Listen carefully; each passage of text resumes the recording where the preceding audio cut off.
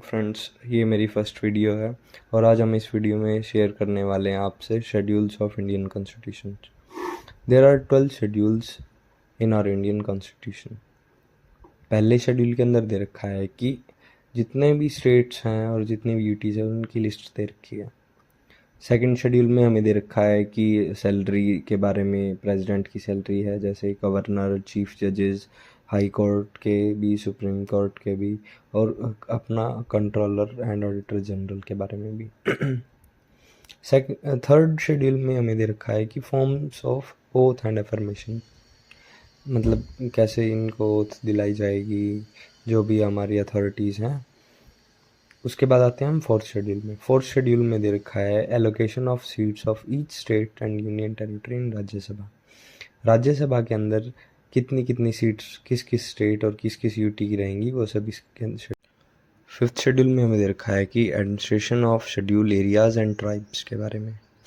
उसके बाद हम आते हैं सिक्स शेड्यूल के अंदर। सिक्स शेड्यूल के अंदर प्रोविजंस दे रखे हैं कि जो ट्राइबल एरियाज़ हैं असम के, मेघालय के, त्रिपुरा के, मिजोरम और अरुणाचल प्रदेश के, उनको कैसे एडमिनिस्टर किया जाएगा उन ट्राइब्स को। उसके बाद हम आते हैं सेवन्थ शेड्यूल में। सेवन्थ शेड्यूल में दे रखा है कि हमें पावर्स और फंक्शंस हैं यूनियन और स्टेट्स के, कि यूनियन किस किस सब्जेक्ट मैटर पर क्या क्या एक्शंस ले सकता है, क्या क्या पावर हैं।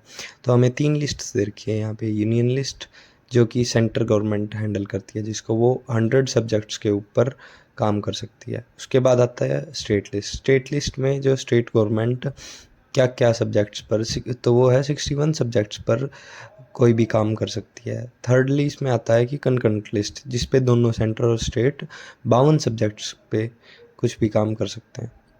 उसके बाद आती है हमारा 8th शेड्यूल। 8th शेड्यूल में दे रखा है कि there are 22 languages of India recognized by Indian constitution.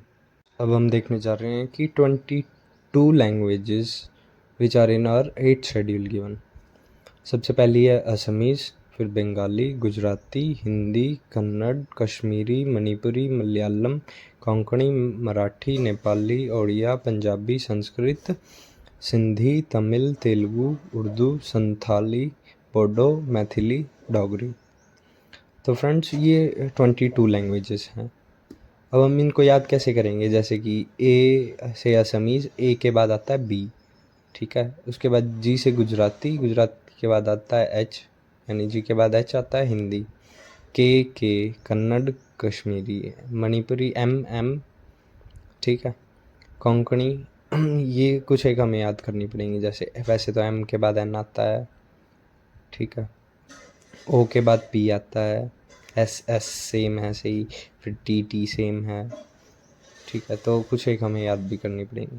उसके बाद हम कुछ एक इनके बारे में फैक्ट्स जान लेते हैं कि जो सिंधी वॉज एडिड हुई थी वो हुई थी 1967 में बाय 21st कॉन्स्टिट्यूशनल अमेंडमेंट।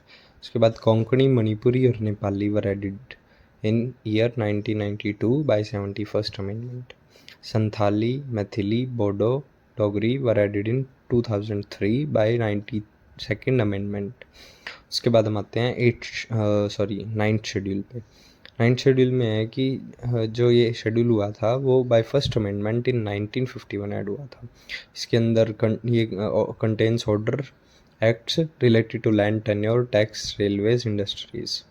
अब जो राइट टू प्रॉपर्टी है वो फंडामेंटल राइट नहीं है। हम डिस्कस करने वाले हैं 10th schedule. It was added by 52nd amendment in 1985.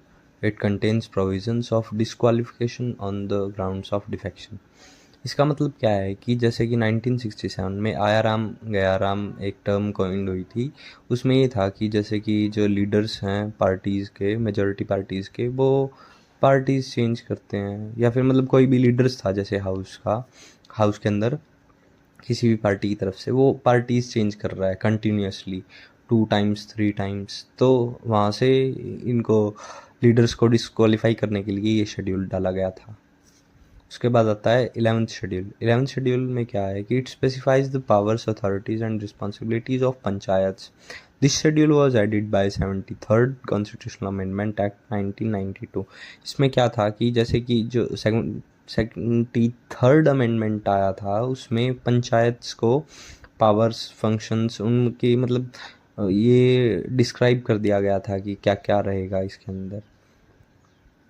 फिर आता है 12th schedule. 12th schedule it was added by 74th constitutional amendment in 1992 contains provisions regarding the municipal corporation. इसमें क्या था, जो 12th शेड्यूल था वो 74th अमेंडमेंट के द्वारा आया गया था, वो ये सेम 1992 में आया था। गांव में तो जैसे पंचायत होती है, पंचायत सिस्टम था जैसे जो हमने पढ़ा 11th शेड्यूल में, जो शहरों में है, शहरों में म्युनिसिपल कमेटी, म्युनिसिपल कॉर्पोरेशन, इनको सेटअप करने के लिए ये शेड्यूल डाला गया था। ठीक है, थैंक यू फ्रेंड्स। आपको समझ में आया तो लाइक, कमेंट, शेयर, सब्सक्राइब कर देना ज़रूर। Thank you.